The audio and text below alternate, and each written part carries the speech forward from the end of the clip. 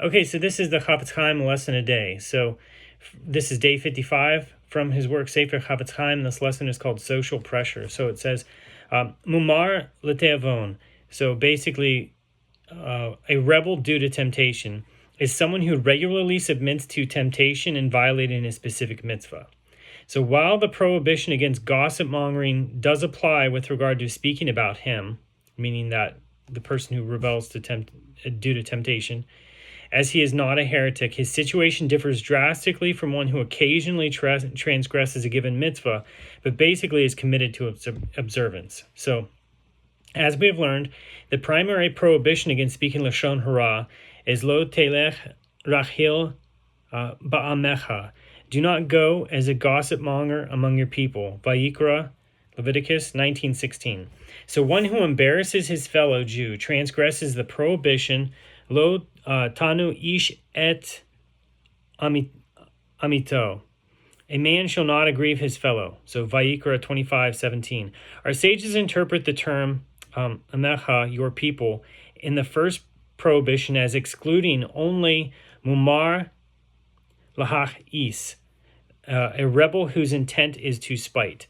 So one whose lack of regard for a given prohibition causes him to regularly transgress it.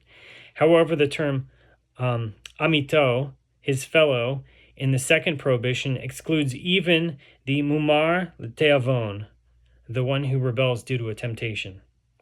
So thus it is forbidden to speak Lashon Hara about a mumar l'te'avon, but it is permissible to exert social pressure on him in order to induce him to mend his sinful ways. And then it continues, it is permissible to publicize that a Jew regularly violates a particular halacha if it is clear that he is aware of the halacha and has chosen to ignore it, and it stands to reason that publicizing his behavior will induce him to change. So those are the circumstances.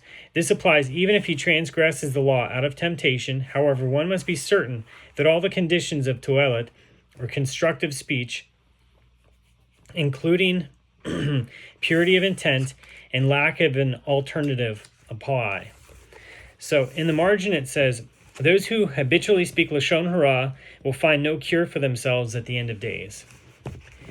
From his work Sefer Shmirat HaLashon, this lesson is called The Time Is Now. The serpent, whose deceitful words created a barrier between God and man, was cursed. It says, in dust shall you eat all the days of your life, Bereshit 3:14. The Talmud in Berachot 12b interprets the phrase all the days of your life in another verse of the Torah, Devarim 16:3, as referring to the Messianic era. Thus, at the end of days, all creatures will be cured of their maladies except for the serpent. And just as the, quote, the snake bites because it was not charmed, that is, cured of its curse, so too, quote, there will be no advantage or remedy for the master of the tongue. From Kohelet, chapter 10, verse 11, Ecclesiastes. Those who habitually speak Lashon Hara will, like the serpent, find no cure for themselves at the end of days, according to Midrash Agadat, Bereshit 79:2. In Perki, the Rebbe Eliezer, chapter 52. Their only hope is to repent now. The gossiper brings suffering not only upon himself, but upon the community as well. So Rabbi Shimon ben Pazi said, rain is withheld only because of those who speak Lashon Hara. As it is written in Mishlei 25:23, the north wind prevents the rain and God shows an angry countenance when there is secretive talk. Ta'anit 7b. So Zohar states that this sin brings death and destruction to the world.